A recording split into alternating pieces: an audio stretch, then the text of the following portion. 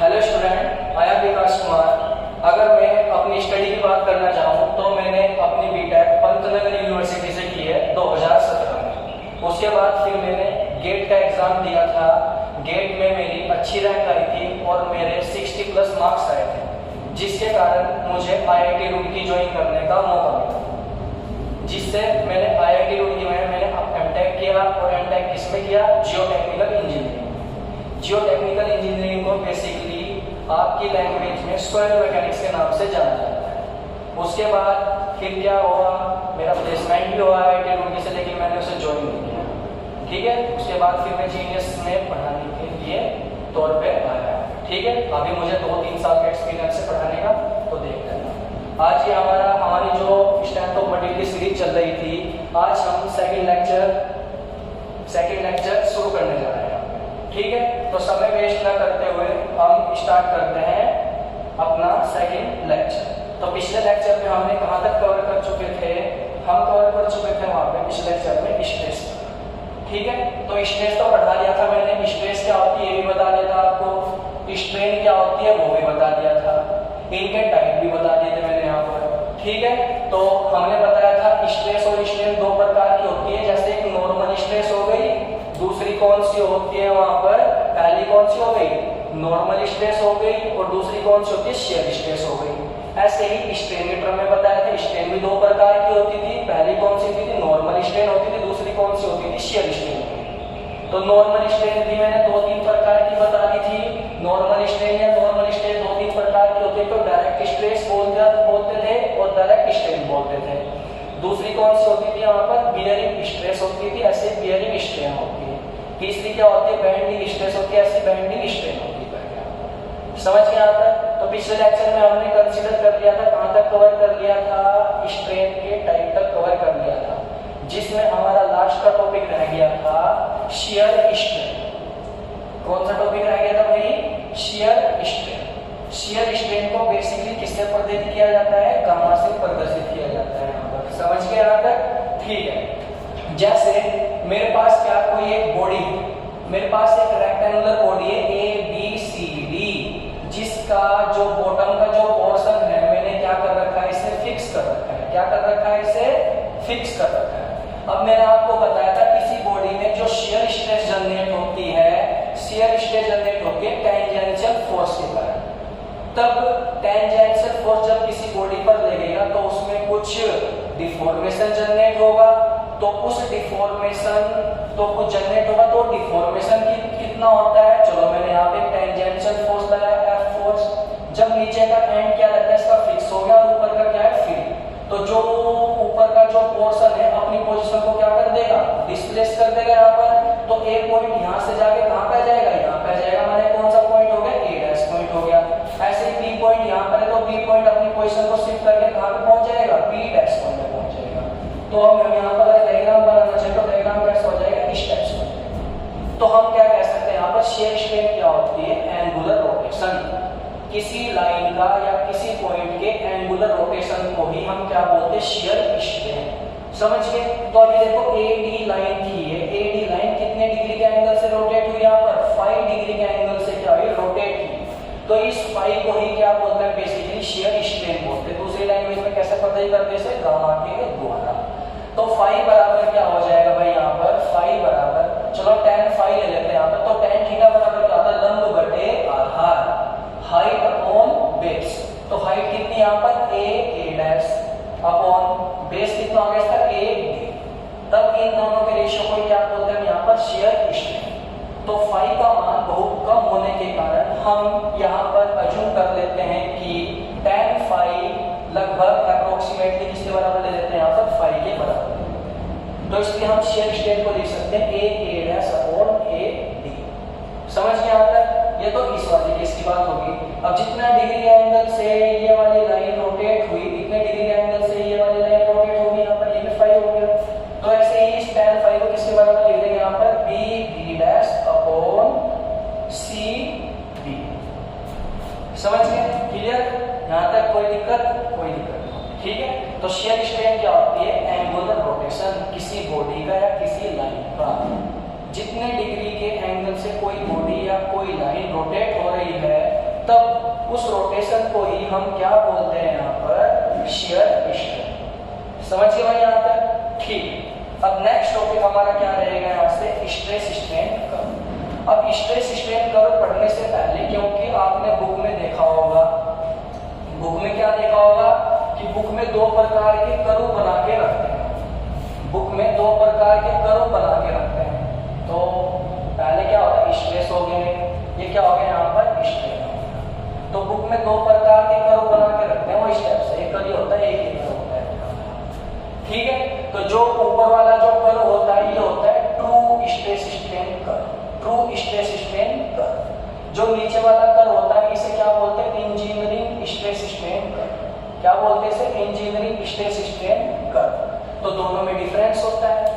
जो true stress strain curve होता है वो ट्रू स्ट्रेस और ट्रू स्ट्रेन के बीच में बनता है। जो इंजीनियरिंग स्ट्रेस स्ट्रेन कर्व होता है वो इंजीनियरिंग स्ट्रेस और इंजीनियरिंग स्ट्रेन के बीच में बनता है। तो इसलिए हम स्ट्रेस स्ट्रेन पढ़ने से पहले हमें पढ़ना पड़ेगा कि ट्रू स्ट्रेस क्या होती है और ट्रू स्ट्रेन क्या होती है। ऐसे ही इंजीनियरिंग स्ट्रेस क्या होती है और इंजीनियरिंग स्ट्रेन क्या होती है। ठीक है, तो स्ट्रेस स्ट्रेन पढ़ने से पहले हमें पढ़ना पड़ेगा ये दोनों चीजें। ठीक है, तो चलो स्टार्ट करते हैं।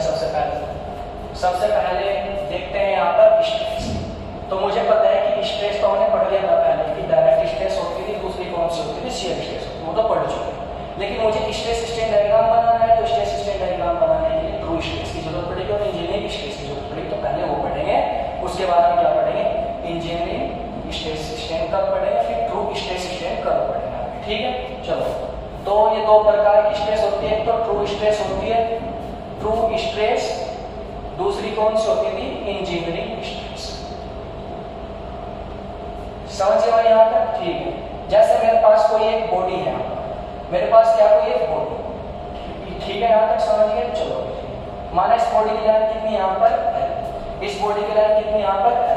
इस बॉडी को मैंने क्या कर रखा है, फिक्स कर रखा है। इस बॉडी को क्या कर रखा है, मैंने फिक्स कर रखा है। इस बॉडी की जो ये वाली एक्सिस होगी, इस एक्सिस को क्या बताया था पिछले लेक्चर में, लॉन्गिट्यूडनल एक्सिस। क्या बताया था, लॉन्गिट्यूडनल एक्सिस। लॉन्गिट्यूडनल एक्सिस के कॉरस्पॉन्डिंग जो लोड लगता है, उस लोड को क्या बोलते हैं यहाँ पर, एक्सियल लोड। क्या बोलते हैं उसे, एक्सियल लोड बोलते हैं यहाँ पर। ठीक है, तो टेंसाइल फोर्स का नेचर, जो नेचर क्या है इसका, प्रकृति कैसी है इसकी, टेंसाइल नेचर की। तो टेंसाइल नेचर की प्रकृति होने के कारण क्या होगा, इसकी लेंथ में चेंज होगा, वृद्धि होगी, कुछ लेंथ में चेंज होगा इसका। चलो, लेंथ में कितना चेंज हो गया भाई, यहाँ से डेल्टा एल का चेंज होगा। कितना चेंज होगा यहाँ पर, डेल्टा एल का चेंज होगा। तो तुमसे किसी ने पूछना, बताओ इस केस में ट्रू स्ट्रेस और ट्रू इंजीनियरिंग स्ट्रेस क्या होगी। तो ट्रू स्ट्रेस क्या होती है, सिग्मा बराबर, ट्रू स्ट्रेस बराबर क्या होता है, सिग्मा बराबर फोर्स अपॉन वो वाला क्रॉस सेक्शन एरिया। जैसे मैंने स्टार्टिंग में जो क्रॉस सेक्शन एरिया था इसका, स्टार्टिंग में कुछ क्रॉस सेक्शन एरिया ये वाले बार का होगा, यहाँ पर ये वाला क्रॉस सेक्शन एरिया होगा कुछ इसका, यहाँ से समझ गए। लेकिन जब लोड लगा दिया तो लोड लगाने का क्या होगा, इसका क्रॉस सेक्शन एरिया क्या हो जाएगा, घट गया यहाँ पर। तो हम क्या लिख सकते हैं यहाँ पर, जो ट्रू स्ट्रेस होती है, load upon final area. Final area का मतलब क्या होगा, कौन से इसके एरिया लेंगे, ये वाला एरिया लेंगे। कौन से एरिया लेंगे, x1 और x1 वाला एरिया लेंगे यहाँ पर। ठीक है, जब ट्रू स्ट्रेस की बात करते हैं तो हम लोड अपॉन फाइनल एरिया करते हैं। जब हम इंजीनियरिंग स्ट्रेस की बात करते हैं तो हम क्या करते हैं, लोड अपॉन ओरिजिनल एरिया करते हैं, ओरिजिनल एरिया। और मैंने तुम्हें बताया था पिछले लेक्चर में क्या बताया था, पिछले लेक्चर में बताया था कि पूरी सिविल इंजीनियरिंग में जब हम एरिया की बात करते हैं तो एरिया कौन सा आता है, वो क्रॉस सेक्शनल एरिया।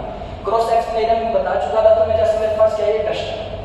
अभी इधर से देख रहे लेंथ दिखाई दे रही है, उसकी हाइट दिखाई दे रही है। लेकिन जब मैं इस डस्टर को बीचों बीच कट कर दूंगा, तो बीचों बीच कट करने के बाद फिर उधर से इधर की ओर देखा तो मुझे क्या दिखाई देगा, ये चीज दिखाई देगी यहाँ पर। तब इसका जो एरिया होगा, इस एरिया को क्या बोलते हैं, क्रॉस सेक्शनल एरिया। हिंदी में बोलते हैं अनुप्रस्थ काट का क्षेत्रफल।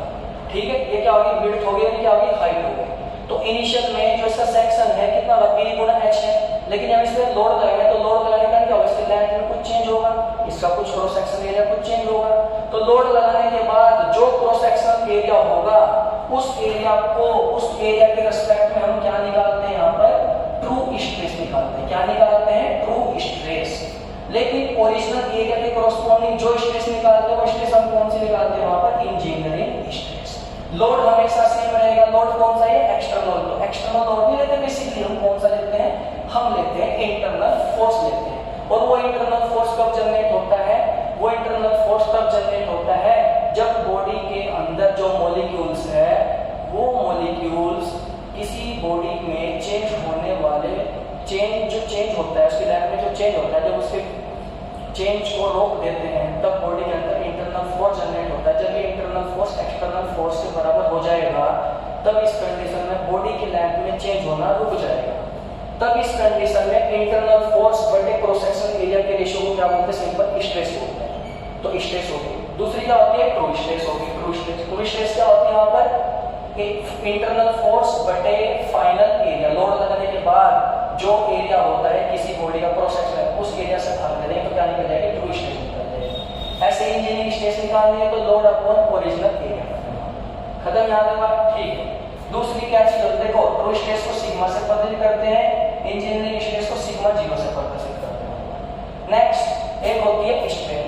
स्ट्रेन क्या होती है, लेंथ में परिवर्तन बटे ओरिजिनल लंबाई, यही तो होता है। तो ये दो प्रकार की होती है, एक तो ट्रू स्ट्रेन होती है, दूसरी कौन सी होती है, ट्रू स्ट्रेस होती है, नहीं सॉरी ट्रू स्ट्रेन होती है, दूसरी कौन सी होती है, इंजीनियरिंग स्ट्रेन होती है, इंजीनियरिंग स्ट्रेन। अब ये भी ऐसे सिंपल होगा भाई, यहां से इसे प्रदर्शित कर दो एप्सिलॉन से, इसे प्रदर्शित कर दो एप्सिलॉन नॉट से। समझ गए बात, यहां पे कोई दिक्कत नहीं है, ठीक है। तो जब हम ट्रू स्ट्रेन की बात करते हैं तो ऊपर दोनों के केस में तो चेंज इन लेंथ आएगा, ये चेंज इन लेंथ आ जाएगा, लेकिन जो नीचे जो डिनोमिनेटर होता है, जो हर होता है, उसकी वैल्यू में थोड़ा चेंज आएगा। समझ गए यहां तक भाई। तो लोड लगने के बाद इस बार की फाइनल लेंथ कितनी हो जाएगी, यहां तक हो जाएगी, तो उसे क्या लिखते हैं, एल फाइनल। तो जब चेंज इन लेंथ बटे फाइनल लेंथ के रेशियो को क्या बोलते हैं, यहाँ पर ट्रू स्ट्रेन बोलते हैं। लेकिन कोई पूछ ले इंजीनियरिंग स्ट्रेन क्या होता है, तो इंजीनियरिंग स्ट्रेन एप्सिलॉन नॉट बराबर क्या होता है, चेंज इन लेंथ बटे ओरिजिनल लेंथ के रेशियो को क्या बोलते हैं, यहाँ पर इंजीनियरिंग स्ट्रेन बोलते हैं। तो बात क्लियर हो गई यहाँ तक, ठीक है, कोई डाउट है, नहीं है, ठीक। अब मैं यहाँ से रिलेशन निकालूंगा, कौन सा रिलेशन निकालूंगा, ट्रू स्ट्रेस और इंजीनियरिंग स्ट्रेस में क्या रिलेशन होता है, दूसरा ट्रू स्ट्रेन और इंजीनियरिंग स्ट्रेन में क्या रिलेशन होता है, वो तुम्हें अपनी परीक्षा की दृष्टि से तुम्हें क्या करना है, याद रखना है, डायरेक्टली फॉर्मूला क्वेश्चन होता है तुमसे तुम्हारे पेपर में, ठीक है। तो चलो सेम टाइम वेस्ट ना करते हो, आगे बढ़ते हैं भाई यहाँ पर, ठीक है। चलो सबसे पहले मैं आपको बताऊंगा एप्सिलॉन एंड एप्सिलॉन नॉट में रिलेशन क्या होता है, मतलब ट्रू स्ट्रेन और इंजीनियरिंग स्ट्रेन में क्या रिलेशन होता है, ठीक है। तो यहाँ पे फाइनल लंबाई किसके बराबर हो गई थी, बताओ भाई, फाइनल लंबाई किसके बराबर थी, यहाँ पर फाइनल लंबाई किसके बराबर थी, एल फाइनल। एल फाइनल बराबर क्या लिख सकते हैं, यहाँ पर L0 प्लस के डेल्टा L लिख सकते हैं यहाँ तक। L0 बराबर जो L फाइनल होगा, L फाइनल को क्या लिख सकते हैं यहाँ पर, L0 प्लस के डेल्टा L नहीं लिख सकते यहाँ तक, हाँ भाई, ठीक है। अगर मैं इन दोनों समीकरण को, अगर मैं इन दोनों साइड्स को L0 से भाग दे दिया, किससे भाग दे दिया, L0 से भाग दे दिया, चलो L0 से भाग दे दिया दोनों साइड, तो कोई फर्क पड़ा, कोई फर्क नहीं पड़ा, बिल्कुल भी कुछ भी फर्क नहीं पड़ा, इससे ये कट गया। यहाँ पर यहाँ क्या बच गया, LF अपॉन L0 बराबर 1 प्लस के डेल्टा L अपॉन L0। तो LF बटे L0 बराबर 1 प्लस पर चेंज इन लेंथ बटे ओरिजिनल लंबाई के रेशियो क्या बोलते थे यहाँ पर, ट्रू स्ट्रेन बोलते थे, इंजीनियरिंग स्ट्रेन बोलते थे, तो इंजीनियरिंग स्ट्रेन बोलते, तो इसकी वैल्यू यहाँ पे रख दो एप्सिलॉन नॉट। समझ गए भाई यहाँ तक। तो LF बराबर क्या हो जाएगा, L0 into 1 plus epsilon not. तो ये फॉर्मूला किसका हो गया यहाँ पर, फाइनल लंबाई का फॉर्मूला हो गया यहाँ से। समझ गए यहाँ तक। अगर कोई पूछने लगे बताओ लोड लगने के बाद बार की फाइनल लंबाई कैसे निकालेंगे, तो कौन से फॉर्मूले से निकालेंगे, सिंपल इस वाले फॉर्मूले से निकालेंगे। लेकिन ये फॉर्मूला कब वैलिड रहेगा, ये फॉर्मूला तब तक वैलिड रहेगा जब तक इस बार पर कौन सा फोर्स लग रखा है, ये टेंसाइल फोर्स लग रखा है, और टेंसाइल फोर्स लगने का क्या होगा, बार की लेंथ में वृद्धि होगी, ना कि डिक्रीज होगी, ना कि उसकी लेंथ क्या होगी, डिक्रीज होगी। समझ गए। अभी देखो लेंथ में इंक्रीज हो रहा है, तो यहाँ पे हम क्या ले रहे हैं, प्लस ले रहे हैं, यहाँ पे क्या ले रहे हैं, यहाँ पर प्लस ले रहे हैं। लेकिन अगर इस बार पर कौन सा फोर्स लग रखा है वहां पर, जो है टेंशन फोर्स के लिए, कौन सा फोर्स के लिए, टेंशन फोर्स के लिए, टेंशन फोर्स के लिए। लेकिन अगर मैं यहाँ पर कंप्रेसिव फोर्स लगा दूं इस बार पर, तो कंप्रेसिव फोर्स लगाने का क्या होगा, LF बराबर L0 into 1 माइनस के एप्सिलॉन नॉट हो जाएगा। बस यहाँ पे प्लस यहाँ क्या आ जाएगा, यहाँ पर माइनस आ जाएगा। आई बात समझ में सभी के? ठीक है, कोई डाउट नहीं है। ठीक है, अब हम बात करते हैं किसकी? ट्रू स्ट्रेस की और इंजीनियरिंग स्ट्रेस की। ठीक है, तो चलो वो भी देखते हैं यहां से।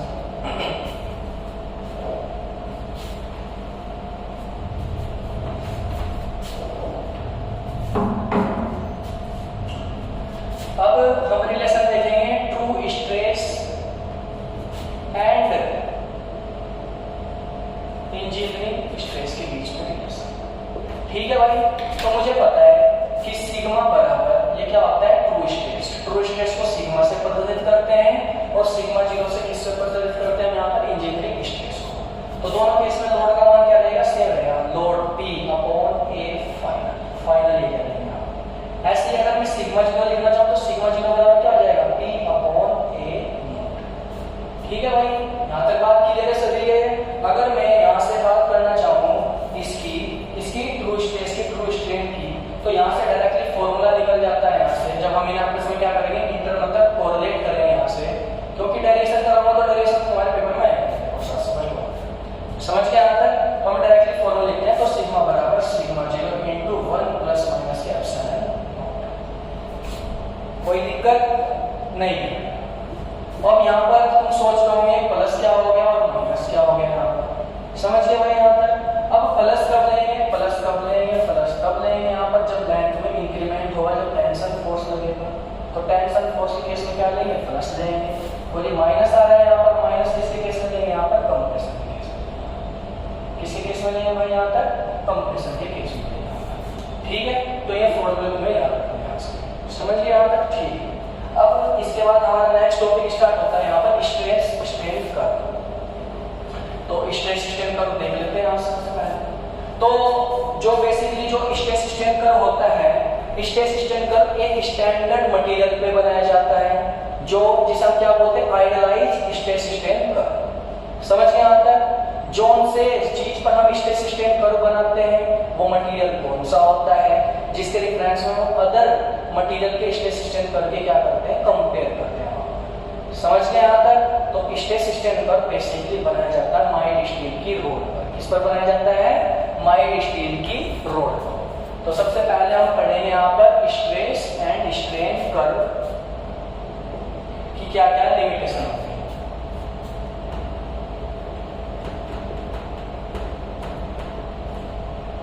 लिमिटेशन, पहली लिमिटेशन क्या होती है? यहाँ किस पर बनाया जाता है? यह माइल्ड स्टील रोड पर बनाया जाता है। माइल्ड स्टील रोड पर टेस्ट करके बनाया जाता है।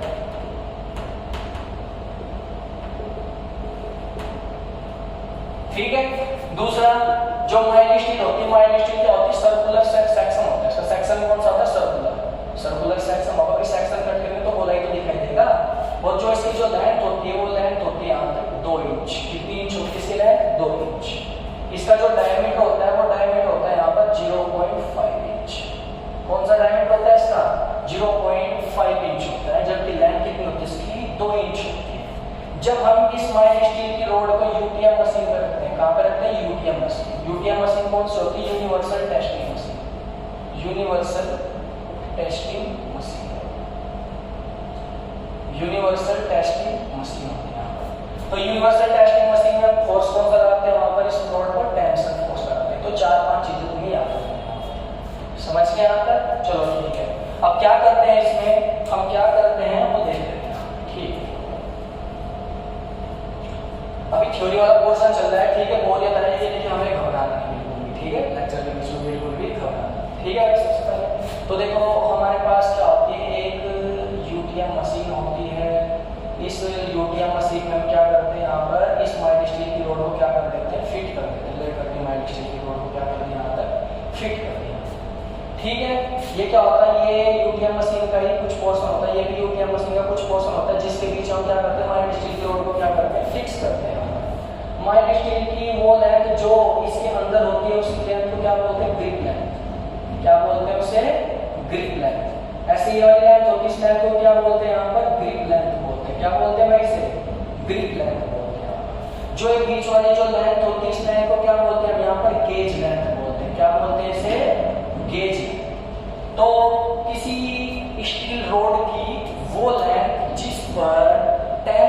फोर्स का सबसे ज्यादा इफेक्ट पड़ता हो, दोबारा से सुनो, किसी माइल्ड स्टील की या किसी मटेरियल की वो लेंथ जिस पर टेंशन फोर्स का सबसे ज्यादा इफेक्ट पड़ता हो, उस लेंथ को ही हम क्या बोलते हैं, गेज लेंथ बोलते हैं। क्या बोलते हैं उसे, गेज लेंथ। अब गेज लेंथ का फॉर्मूला भी तुम्हारे पेपर में आता है कभी कभी, कि बताओ भाई गेज लेंथ क्या होती है।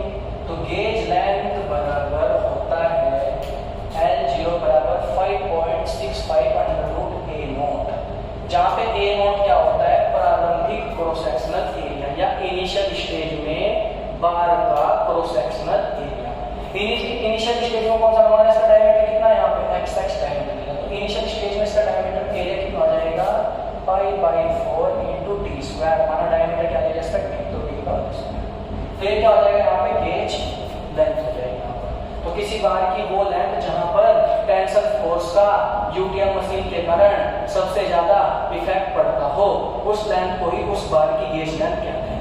वो जो गेज लेंथ का फॉर्मूला क्या होता है, L0 बराबर 5.65 अंडर रूट ए नोट, जहाँ पे ए नोट क्या होता है यहाँ पे, प्रारंभिक एरिया मतलब ओरिजिनल एरिया किसका, जिस पर हम क्या कर रहे हैं, टेस्ट कर रहे हैं। समझ के भाई यहाँ तक कोई दिक्कत नहीं है, ठीक। नेक्स्ट, चलो ये तो हो गया, हम मान्यता पढ़ ली स्ट्रेस स्ट्रेन पर की क्या मान्यता होती है। अब नेक्स्ट हम क्या पढ़ेंगे, स्ट्रेस स्ट्रेन डायग्राम पढ़ेंगे यहाँ पे, ठीक है। स्ट्रेस स्ट्रेन डायग्राम, सबसे पहले मैं डायग्राम बना लेता हूँ यहाँ से आपके लिए, फिर उसके बाद में सारे लिमिट्स मार्क कर दूंगा यहाँ पर, ठीक है। वाई एक्सिस पे क्या होता है, देखो स्ट्रेस स्ट्रेन कर्व क्या होता है, ये एक ग्राफिकल रिप्रेजेंटेशन होता है। क्या होता है ये ग्राफिकल रिप्रेजेंटेशन होता है जो स्ट्रेस और स्ट्रेन के बीच में बनता हो। वह ग्राफिकल रिप्रेजेंटेशन जो स्ट्रेस तथा स्ट्रेन के बीच में बनता हो उसे क्या बोलते हैं, स्ट्रेस स्ट्रेन डायग्राम। समझ यहाँ तक। यहाँ पर वाई एक्सिस पे क्या होती है, स्ट्रेस होती है, जबकि एक्स एक्सिस पे क्या होती है, यहाँ पर स्ट्रेन। एक्स एक्सिस पे क्या होती है, स्ट्रेन। और ध्यान रखना, जब हम आइडियलाइज आदर्श स्ट्रेस स्ट्रेन डायग्राम बनाते हैं, वो कौन सी रोड पे बनाते हैं, माइल्ड स्टील की रोड पे बनाते हैं, जिसका ग्रेड कितना होता है, Fe 250। 250 क्या होता है अभी मैं बताऊंगा नहीं तुम्हें, क्योंकि अभी तुम्हें स्ट्रेस स्ट्रेन डायग्राम के बारे में कुछ नहीं पता, ठीक है। अब मैं खुद बताऊंगा जब इसकी बात है तो ये ठीक है। यहाँ पर एक पॉइंट होता है, चलो इसे A ले लो, इसे B ले लो, इसे C ले लो, यहाँ से इसे D ले लो, ऐसे इसे B' ले लिया, E, F और इसे क्या ले लो, G। समझ गया भाई यहाँ तक, ठीक है। जो माइल्ड स्टील का जो टोटल स्ट्रेस स्ट्रेन कर्व होता है, जो टोटल स्ट्रेन होती है वो होती है 25% से 30% तक होती है। उसमें स्ट्रेन कितनी स्ट्रेन होती है, 25% से 30% तक स्ट्रेन। जो A पॉइंट होता है इसे क्या बोलते हैं, एंडोरेंस लिमिट। जो B पॉइंट होता है इसे क्या बोलते हैं यहाँ पर, प्रोपोर्शनल लिमिट। जो C पॉइंट होता है इसे क्या बोलते हैं, इलास्टिक लिमिट। ये वाला जो पॉइंट होता है इसे क्या बोलते हैं, अपर यील्ड पॉइंट। जो नीचे वाला पॉइंट होता है इसे क्या बोलते हैं, लोअर यील्ड पॉइंट। इस वाले रेजिन को क्या बोलते हैं भाई, यहाँ से प्लास्टिक रेजिन। क्या बोलते हैं इसे, प्लास्टिक रेजिन, ठीक है। F पॉइंट को क्या बोलते हैं, अल्टीमेट पॉइंट। क्या बोलते हैं इसे, अल्टीमेट पॉइंट। और ये E और F के बीच का जो रेजिन होता है, इस रेजिन को क्या बोलते हैं, स्ट्रेन हार्डनिंग। क्या बोलते हैं इसे, स्ट्रेन हार्डनिंग। जो लास्ट वाला जो पॉइंट होता है इसे क्या बोलते हैं, ब्रेकिंग पॉइंट। क्या बोलते हैं इसे, ब्रेकिंग पॉइंट, ठीक है। और इस वाले रेजिन को क्या बोलते हैं, यहाँ से नेकिंग रेजिन। क्या बोलते हैं इसे, नेकिंग रेजिन। आगे समझ में आता है। चलो मैं इसकी लिमिट भी लिख देता हूँ एक बार, क्या क्या होती है इसकी लिमिट यहाँ से, ठीक है। तो ये जो वाला पॉइंट होता है, इसकी जो पॉइंट होती है 1.2% से कितनी होती है, ये 1.2% से होती है, यहाँ पर 1.2% से कितनी होती है, ये 1.8% तक होती है भाई यहाँ से, ठीक है। जो ये अपर यील्ड पॉइंट वाला होता है, ये 10% से कितनी होती है, इसकी वजह यहाँ से ये 10% से होती है 20% तक होती है। कितनी होती है, 10% से 20% तक होती है, ठीक है। बेसिकली तुम्हारे पेपर में क्या क्वेश्चन पूछा जाता है, यही पूछा जाता है कि जो माइल्ड स्टील में जो स्ट्रेन होती है उसकी मैक्सिमम लिमिट कितनी होती है, तो कितनी होती है, 25 से 30%। अगर बाई चांस रेंज नहीं आएगी तो रेंज नहीं आएगी तो हमें क्या लेना पड़ेगा, उसका एवरेज लेना पड़ेगा, ठीक है। तो चलो मैं यहाँ पे लिख देता हूँ कि A पॉइंट क्या होता है और ये B पॉइंट क्या होता है। तो A पॉइंट तक क्या बोलते हैं, एंडोरेंस लिमिट। यही बताऊंगा भाई क्या होता है एंडोरेंस पॉइंट, ठीक है। बी क्या होती है यहाँ पर proportional limit, proportional limit. C point कौन सा होता है यहाँ पर इलास्टिक लिमिट। डी क्या होता है यहाँ पर अपर यील्ड पॉइंट, अपर यील्ड पॉइंट। डी डैश कौन सा होता है लोअर यील्ड पॉइंट, ठीक है। एक तो ये तो रीजन हो गया यहाँ से आपको बताया था तुम्हारा अल्टीमेट पॉइंट ब्रेकिंग पॉइंट। अब मैं यहाँ से आपको समझाना चाहूंगा इसके बारे में सब कुछ, ठीक है। एंडोरेंस लिमिट, अभी मैं आगे मटेरियल की प्रॉपर्टी बताऊंगा। तो मटेरियल की एक प्रॉपर्टी होती है फटीग। कौन सी प्रॉपर्टी होती है? फटीग। फटीग का मतलब क्या होता है? जब कोई मटेरियल साइक्लिक लोडिंग के प्रति, साइक्लिक लोडिंग का मतलब क्या होता है कि मैंने एक बार लोड लगाया हटाया, लगाया हटाया, लगाया हटाया। तो जब हम लोड को लगाते हैं हटाते हैं, जब लोड को लगाते हैं हटाते हैं, तब इस प्रकार के लोड को हम क्या बोलते हैं? साइक्लिक लोडिंग बोलते हैं। यदि उस लोड का मान एंडोरेंस लिमिट से नीचे रहता है, यदि उस लोड का मान एंडोरेंस लिमिट से नीचे रहता है, तब उस मटेरियल पर कोई प्रभाव नहीं पड़ता। अगर बाई चांस उस साइक्लिक लोड का मान एंडोरेंस लिमिट से थोड़ा ऊपर चले गया तो मटेरियल क्या हो जाएगा? फेल हो जाएगा। तब हम कहेंगे कि मटेरियल फटीग कंडीशन में अच्छा नहीं है। लेकिन अगर बाई चांस उस साइक्लिक लोडिंग का मान एंडोरेंस लिमिट से नीचे रहता है और मटेरियल ने उस लोड को बगैर ब्रेक हुए सहन कर लिया, बगैर ब्रेक हुए सहन कर लिया, तो हम क्या कहेंगे? मटेरियल की फटीग स्ट्रेंथ अच्छी है। अभी मैं बताऊंगा बाद में फटीग क्या होता है, तो मैंने ऐसे बेसिकली आइडिया दिया। दूसरी लिमिट कौन सी होती है? Proportional limit. प्रोपोर्शनल लिमिट कौन सी होती है? प्रोपोर्शनल लिमिट वो लिमिट होती है जहां पर हम किसी मटेरियल पर लोड का मान बढ़ा रहे हैं। तो लोड का मान बढ़ाते बढ़ाते उसमें क्या हो रहा है? उसकी लेंथ में भी परिवर्तन हो रहा है। तब उस लिमिट को क्या बोलते हैं? वहां पर प्रोपोर्शनल लिमिट। वो लिमिट जहां तक स्ट्रेस स्ट्रेन पर बिल्कुल लीनियरली रहता है, तब उस लिमिट को क्या बोलते हैं? यहाँ पर प्रोपोर्शनल लिमिट। जो तुमने पढ़ा होगा हुक का नियम, हुक का नियम भी इसी लिमिट तक क्या रहता है? वैलिड रहता है। समझ में आता है? ठीक है। तीसरा पॉइंट कौन सा होता है? C point. सी पॉइंट को क्या बोलते हैं? Elastic limit. क्या बोलते हैं उसे हम? Elastic limit. इलास्टिक लिमिट क्या होती है? जब मैं किसी मटेरियल पर लोड लगा रहा हूं और उस लोड का मान इलास्टिक लिमिट से कम है। कैसे बता रहे हैं लोड का मान इलास्टिक लिमिट से कम है? कैसे बता रहे हैं लोड का मान इलास्टिक लिमिट से कम है? तो इस लाइन से एक लाइन वर्टिकल डायरेक्शन में क्या कर देंगे? प्रोजेक्ट कर देंगे। तो इसके कोरोस्पोंडिंग जो लोड का मान होगा, हमारा लोड कितना है? P। अगर किसी मटेरियल पर हम लोड लगा रहे हैं उसका मान है ना वो P से कम है, अगर उस लोड का मान P से कम है तब हम क्या करेंगे? उस लोड का मान इलास्टिक लिमिट के विदिन है, मतलब उसके बीच में है, उससे पीछे ही है। अगर किसी मटेरियल पर हम लोड लगा रहे हैं और उस लोड का मान इलास्टिक लिमिट से कम है तो मटेरियल का शेप साइज क्या हो जाता है? चेंज करता है। लेकिन जब हम उस लोड को हटा देंगे तो मटेरियल अपनी ओरिजिनल अवस्था में आ जाएगा। तब लोड की उस लिमिट को ही क्या बोलते हैं? यहाँ पर इलास्टिक लिमिट बोलते हैं। समझ में आता है? तो स्ट्रेस स्ट्रेन पर इलास्टिक लिमिट तक लीनियर नहीं रहता। लीनियर कहाँ तक रहता है? केवल प्रोपोर्शनल लिमिट तक। प्रोपोर्शनल और इलास्टिक लिमिट का जो थोड़ा सा पोर्शन उसमें कर्व पोर्शन आ जाता है, ये वाला देखो, ये वाला ये क्या थोड़ा सा कर्व पोर्शन आता है। इसलिए हम हुक के नियम को इलास्टिक लिमिट तक वैलिड ना कह के कहाँ तक कहते हैं? उसे वैलिड प्रोपोर्शनल लिमिट तक वैलिड कहते हैं। समझ में आता है? कोई दिक्कत नहीं। नेक्स्ट कौन सा पॉइंट होता है? D point. डी पॉइंट को क्या बोलते हैं? अपर यील्ड पॉइंट। यील्ड पॉइंट किसी मटेरियल का वो पॉइंट होता है जहां पर मटेरियल फेल होने की कगार पर होता है। या हम किसी मटेरियल की मानते हैं फेलियर स्ट्रेंथ ही है। स्ट्रेंथ मैंने आपको बता चुका था पहले क्या होता है। तो यील्ड पॉइंट की कोरोस्पोंडिंग मटेरियल का जितना लोड होता है उस लोड को क्या बोलते हैं? मटेरियल का फेलियर लोड होता है। लेकिन अब टास्क ये रहता है कि फेलियर लोड को हम या यील्ड लोड को हम अपर यील्ड पॉइंट के कोरोस्पोंडिंग बताएं या लोअर यील्ड पॉइंट के कोरोस्पोंडिंग बताएं, तो वो डिपेंड करता है कंडीशन। अभी मेरे पास एक सरिया है, एक माइल्ड स्टील की रोड है जिसकी डायमेंशन कितनी? 1 मीटर। कितनी है उसकी लाइन? 1 मीटर। अगर मैं 1 मीटर के रेनफोर्समेंट में 2-2 इंच लेंथ के 4-5 सरिये कट कर दूंगा और उन 4-5 सरिये पर बार-बार टेस्ट करूंगा, स्टेटिस्टिकल डायग्राम बनाऊंगा, तब हमें देखने को मिलता है कि अपर यील्ड पॉइंट का मान प्रत्येक टेस्ट के लिए क्या रहता है? अलग अलग रहता है। जबकि लोअर यील्ड पॉइंट का मान क्या रहता है? प्रत्येक टेस्ट के लिए क्या रहता है? सेम रहता है। तो हम क्या कह सकते हैं? अपर यील्ड पॉइंट का मान चेंज होता रहता है, चाहे सेम मटेरियल हो चाहे अलग मटेरियल हो। लेकिन लोअर मान सेम मटेरियल के लिए कभी भी चेंज नहीं होता। इसलिए हम किसी मटेरियल की फेलियर स्ट्रेंथ या फेलियर लोड या यील्ड स्ट्रेस को डिफाइन करने के लिए किसकी सहायता लेते हैं? वहां पर लोअर यील्ड पॉइंट की सहायता लेते हैं। तो ये भी पेपर में कई बार क्वेश्चन पूछ गया है कि बताओ जो यील्ड लोड लिया जाता है या यील्ड पॉइंट लिया जाता है या यील्ड स्ट्रेंथ ली जाती है या यील्ड स्ट्रेस ली जाती है, तो किसके कॉरस्पॉन्डिंग ली जाती है? वो ली जाती है लोअर यील्ड पॉइंट के कॉरस्पॉन्डिंग। किसके कॉरस्पॉन्डिंग ली जाती है? लोअर यील्ड पॉइंट के कॉरस्पॉन्डिंग। समझ के भाई यहाँ तक? चलो ठीक है। नेक्स्ट पॉइंट कौन सा? डी टेस्ट से और डी कोई पॉइंट है। अब देखो यहाँ से क्या देखने को मिल रहा है, यहाँ पे लोड का मान तो कांस्टेंट है। जब किसी मटेरियल पर लोड का मान कांस्टेंट रहता है लेकिन उसमें लगातार स्ट्रेन का मान बढ़ता रहता है।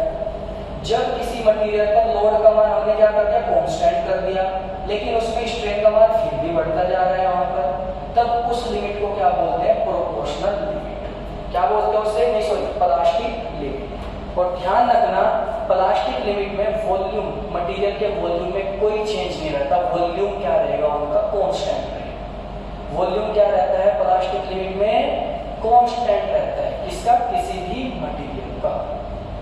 समझ गए भाई यहाँ तक? ठीक है।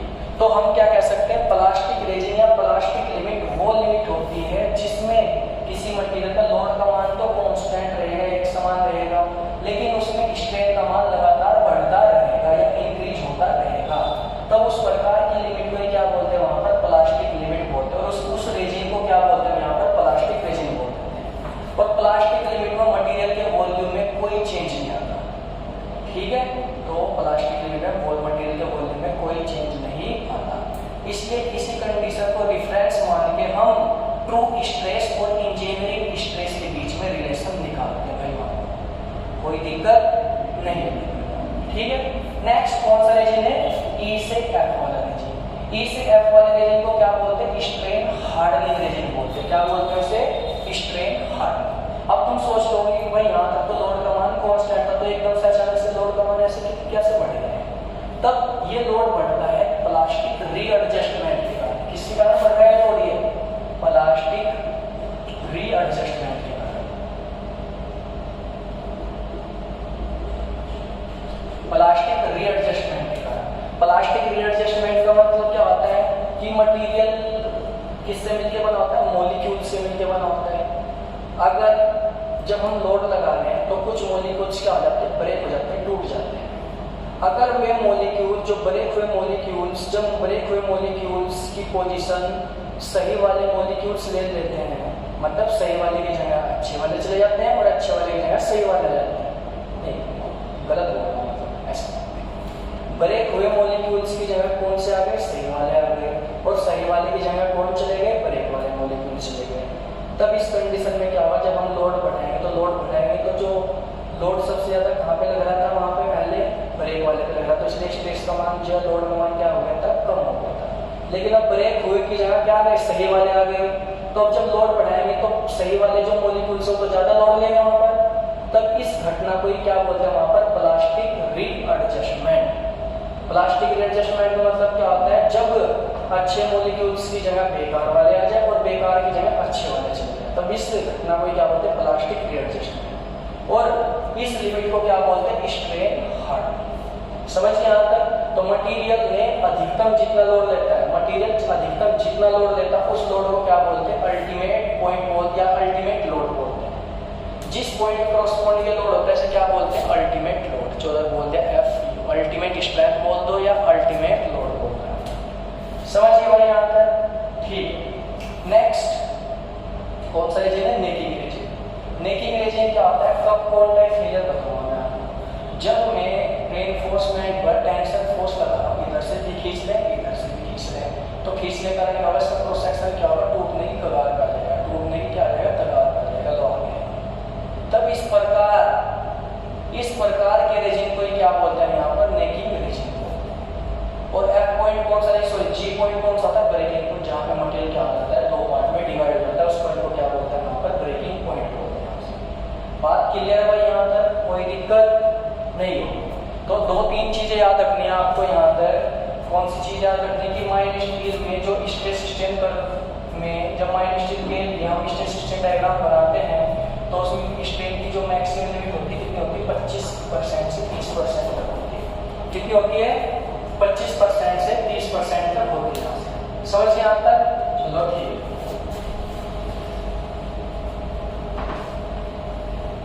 कहाँ तक होती है लिमिट? 25% से 30% तक होती है। नेक्स्ट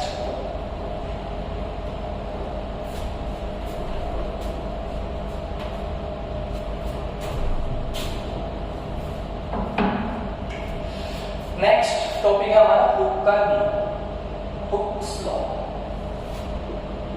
ठीक है, हुक का नियम क्या कहता है कि किसी मटेरियल में जनरेट होने वाली स्ट्रेस, किसी मटेरियल में जनरेट होने वाली स्ट्रेस समानुपाती होती है, डायरेक्टली प्रोपोर्शनल होती है किसके? स्ट्रेन। तब इस नियम को ही क्या बोलते हैं यहाँ पर? हुक का नियम बोलते हैं। ठीक है भाई, तो स्ट्रेस समानुपाती होती है या प्रोपोर्शनल होती है किसके? स्ट्रेन। स्ट्रेस को किससे प्रदर्शित करते हैं? सिग्मा के द्वारा। सिग्मा ले लो भाई, 2 ले लो या इंजीनियरिंग ले लो, छोड़ो इंजीनियरिंग ले लो। डायरेक्टली प्रोपोर्शनल होती है किसकी? इंजीनियरिंग स्ट्रेन के। और ये जो नियम रहता है, जो ये स्ट्रेस का मान रहता है, ये कहां तक रहता है? केवल प्रोपोर्शनल लिमिट तक। Proportional limit. तो हम क्या कह सकते हैं? जब किसी मटेरियल पर लोड का मान प्रोपोर्शनल लिमिट तक रहता है तब उस कंडीशन में मटेरियल में उत्पन्न होने वाली स्ट्रेस स्ट्रेन के समानुपाती होती है, डायरेक्टली प्रोपोर्शनल होती है। तब इस लॉ को या इस नियम को ही क्या बोलते हैं? यहाँ पर हुक का नियम बोलते हैं। समझ गए भाई यहाँ तक? तो स्ट्रेस ये होगा स्ट्रेस। तो इस प्रोपोर्शनल का चीज हटाएंगे तो यहाँ पे कांस्टेंट आ जाता है, जिसे क्या बोलते हैं? Proportionality coefficient. क्या बोलते हैं इसे? Proportionality coefficient. दूसरी लैंग्वेज में क्या बोल सकते हैं इसे? Modulus of elasticity. यंग प्रत्यास्था गुणांक या प्रत्यास्था गुणांक, modulus of elasticity, modulus of elasticity. Stress को क्या लिख सकते हैं? लोड बटे एरिया बराबर ई जू का टू। इसे क्या लिख सकते हैं यहाँ पर? चेंज इन लेंथ बटे ओरिजिनल लेंथ। ये लिख देंगे यहाँ सुबह से लिख देते हैं। तो change in length delta L बराबर कितना आ जाएगा? इसके गुणनफल कर दो तो P into L upon A into E। तब हम इस इक्वेशन से क्या निकाल सकते हैं? ये भी निकाल सकते हैं कि जब हम किसी मटेरियल पे टेंशन फोर्स लगाते हैं, कंप्रेसिव फोर्स लगाते हैं, तो उसके लेंथ में कितना चेंज हुआ तो हम कहाँ से निकाल सकते हैं? उसकी इस फॉर्मूले से निकाल सकते हैं डायरेक्ट। समझ गए? जो क्या होता है? लोड गुणा लंबाई बटे A into। समझ गए भाई यहाँ तक? कोई दिक्कत नहीं होगा समझ। ठीक है, नेक्स्ट। अब तुम्हारे यहाँ से पेपर में एक क्वेश्चन हो रहा था यहाँ पर कि जो ये E होता है, E क्या होता है? Modulus of elasticity. इसे क्या बोलते हैं? Proportionality coefficient. Proportionality coefficient, proportionality coefficient भी बोलते हैं इसे। तो पेपर में पूछता है कि जो E का मान होता है ना वो किस पे डिपेंड करता है? तो बच्चे निशान लगाया जाता है, वहां पर स्ट्रेस और स्ट्रेन पे निशान लगाया जाता है। जब क्यों क्या होता है? गलत होता है, क्योंकि प्रोपोर्शनलिटी कोफिशिएंट का मान जो E होता है ये या E होता है, E को क्या बोलते हैं? Modulus of elasticity. दूसरी लैंग्वेज में क्या बोल सकते हैं इसे? प्रोपोर्शनलिटी कोफिशिएंट बोलते हैं। तो जो E का मान होता है, ये E का मान डिपेंड करता है मटेरियल कौन सा है। जैसे अगर मटेरियल स्टील हुआ तो E का मान उसके लिए कुछ अलग होगा, अगर मटेरियल लकड़ी हुआ तो E का मान उसके लिए कुछ अलग होगा, अगर मटेरियल कॉपर हुआ तो E का मान उसके लिए क्या होगा? कुछ अलग होगा।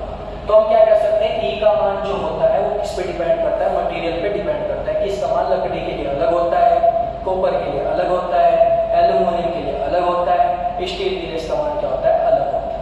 तो ये पेपर में आया हुआ क्वेश्चन है भाई। ठीक है, E का मान किस पे डिपेंड करता है? क्या बोलते हैं? मटेरियल पे डिपेंड करता है, मटेरियल की प्रॉपर्टी पे डिपेंड करता है, ना कि स्ट्रेस और स्ट्रेन पे डिपेंड करता है। क्लियर है यहाँ तक बात? ठीक है, चलो। अब जो E का मान आता है फिक्स रहता है बेसिकली। तो E का मान कितना होता है स्टील के लिए? 2 × 10⁵ न्यूटन पर mm²। कितना होता है यहाँ से स्टील के लिए?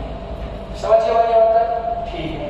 अगर हम बात करें कि E का मान माइल्ड स्टील या एल्यूमिनियम के लिए कितना होता है, तो E का मान एल्यूमिनियम के लिए कितना होता है? 1/3 ऑफ द A स्टील होता है। ठीक है। अगर कोई तुमसे पूछने लगे कि E का मान कंक्रीट के लिए कितना होता है, ई का मान कंक्रीट के लिए कितना होता है, अगर कोई पूछने लगे तो होता है 1/10 से 1/20 गुना ई स्टील। समझिए भाई यहाँ तक। अगर कोई तुमसे पूछने लगे ई कॉपर का मान कितना होता है, कॉपर का मान तो होता है 1/2 से 1/3 गुना ई स्टील। ठीक है, ये डायरेक्टली तुम्हारे पेपर में क्वेश्चन पूछ लेते हैं। ठीक है, अब मैं तुम्हें थोड़ी यूनिट्स करना चाहिए बताऊंगा, क्योंकि पेपर में क्वेश्चन में यहाँ पर न्यूटन पर एम स्क्वायर ना देके कुछ अलग यूनिट में क्वेश्चन दे देता है, तब बच्चे कंफ्यूज जाते हैं कि यार इसकी यूनिट कैसे कर दिया कैसे। तो सबसे पहले मैं तुम्हें इस ए का कंसेप्ट ही बताऊंगा थोड़ा, इसकी यूनिट कैसे करते हैं, इसकी यूनिट कैसे करते हैं। ठीक है, चलो आगे बढ़ते हैं।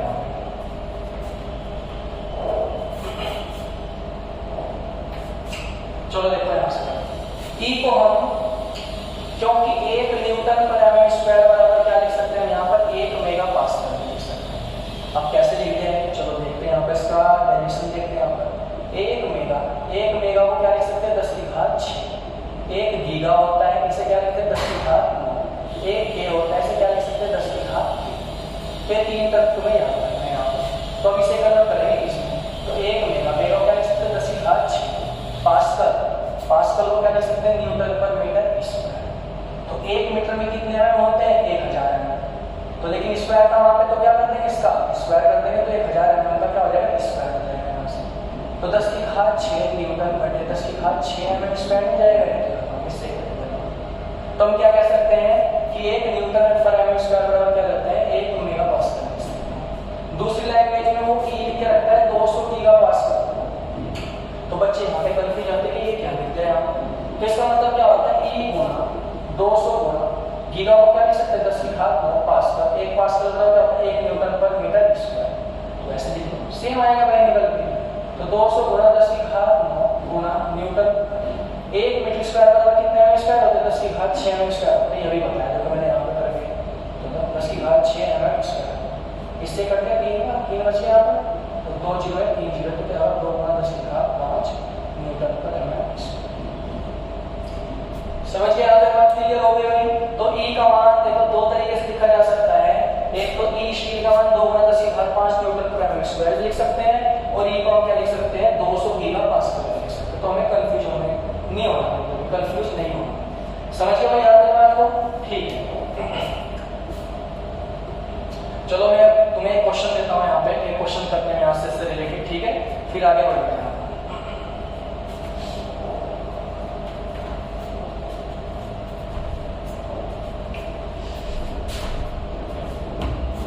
एक क्वेश्चन करते हैं यहाँ से, फिर आगे बढ़ते हैं यहाँ से, ठीक है। क्वेश्चन, एक स्टील की रोड है हमारे पास, ठीक है। क्वेश्चन दे रखा है ऐसे, एक स्टील की रोड दे रखी है यहाँ पर मुझे, स्टील की रोड की जो लेंथ दे रखी है वो दे रखी है यहाँ से 2 मीटर।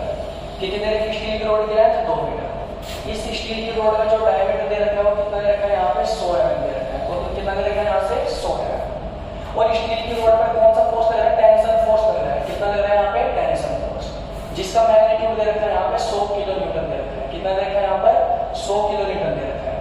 और जो ये रोड है वो किसकी बन रखी, स्टील की बन रखी है। तो ई स्टील कितना दे रखा है 2 गुना 10⁵ दे रखा है mm न्यूटन पर mm स्क्वायर। तो तुमसे एक क्वेश्चन में पूछा है कि इस स्टील की रोड की लेंथ में कितना चेंज आएगा, मतलब डेल्टा एल का मान पूछ रखा है, इसका मान पूछ रखा है डेल्टा एल। अभी मैंने तुम्हें थोड़ी देर पहले बताया यहाँ पर, थोड़ी देर क्या बताया भाई मैंने यहाँ पर पहले के नियम से मैंने एक डायरेक्शन सोल्व किया था कि किसी स्टील की रोड की लेंथ में जब चेंज होता है डेल्टा एल, वो किसके बराबर होता है P Guna L upon A into E के बराबर होता है। तो हमें इसका मान पता है, हमें इसका मान पता है, हमें इसका मान पता है, लेकिन हमें A का मान नहीं पता है यहाँ पे A क्या आ रहा है। और जबकि मैंने आपको बताया था पहले कि पूरी सिविल इंजीनियरिंग में जो एरिया होता है वो एरिया होता है cross sectional area. Cross sectional area का मतलब क्या होता है, अनुप्रस्थ काट का क्षेत्रफल। क्या होता है वो, अनुप्रस्थ काट का क्षेत्रफल। अब अनुप्रस्थ काट कौन सी होगी, अब मैं क्या करूंगा इस रोड को बीचों बीच कट कर दूंगा यहाँ से, फिर किधर से देखेंगे, इधर से देखेंगे। तो इधर से देखने के बाद क्या दिखाई देगा, मुझे गोला एक तो दिखाई देगा यहाँ पर, तो ये गोला दिखाई दे रहा है यहाँ पर। तो इस गोले का क्षेत्रफल कितना आ जाएगा यहाँ से बताओ भाई। तो एरिया बराबर माना इसकी त्रिज्या कितनी हो गई, यहाँ पे r हो गई, इसका व्यास कितना है यहाँ से d हो गया। तो एरिया कितना आएगा पाई r स्क्वायर। तो एरिया बराबर पाई गुना r का मान कितना ले लेंगे यहाँ से d/2 ले लेंगे, तो d/2 का होल स्क्वायर। तो एरिया बराबर कितना आएगा पाई d² बटे तो ये एरिया का मान हो जाएगा। तो सबसे पहले मुझे क्या करना पड़ेगा, एरिया। चलो पहले रख दो इसमें। तो डेल्टा बराबर पी का मान कितना है, 100 किलोमीटर। लेकिन इसे न्यूटन में कन्वर्ट कर लो तो के की जगह क्या लिख देंगे, 1000। एल कितना लिखा, 2 मीटर। लेकिन जो सारी वैल्यू चल रही है किसमें चल रही है, एमएम में चल रही है। तो 2 मीटर को किसमें कन्वर्ट कर देंगे, एमएम में। तो 2 गुणा 1 मीटर में कितने होते हैं, 1000। तो 1000 मीटर। चलो एक बार मैं यूनिट भी लिख के बता देता हूँ, ठीक है। न्यूटन और इसकी यूनिट होगी एम। बट एरिया कितना आ जाएगा, वहां पाई गुना डी, डायमीटर कितना 100, तो 100 mm का होल स्क्वायर हो जाएगा। बटे 4 गुना ई का मान कितना है, 2 गुना 10 की घात 5 हो जाएगा। और क्या हो जाएगा, न्यूटन पर mm स्क्वायर। समझिए भाई, mm स्क्वायर से mm स्क्वायर करके न्यूटन से न्यूटन करके, तो ये बच गया। ये 10 की घात 2 है, तो 4 5 9 5 3 4 5 1 2 3 1 2 3 3 जीरो से कट के यहाँ पे हो जाएगी, 1 जीरो बचे, 2 से 2 कट गया, ठीक है। हाँ, नीचे 1 जीरो से 4 से बच जाएगा, 4 बटे पाई गुना हो जाएगा 10 हो जाएगा। इतना क्या होगा, इसका आंसर हो जाएगा। समझिए भाई यहाँ तक, ठीक है। तो गाइस आगे का हम नेक्स्ट लेक्चर में कवर करेंगे, ठीक है। अगर आपको लेक्चर अच्छा लगा है तो कमेंट कीजिए, ठीक है। अगर आपका कोई डाउट रह गया है कोई वीडियो में जो सब कुछ समझ में नहीं आई, तो आप कमेंट करके बता सकते हैं हमें। और ज़्यादा से ज़्यादा हमारी वीडियो को शेयर कीजिए, जिससे कि सभी बच्चों को इस वीडियो का लाभ मिल सके, ठीक है। और अगर आपको वीडियो अच्छी लगी तो लाइक एंड सब्सक्राइब कीजिए। Okay, thank you.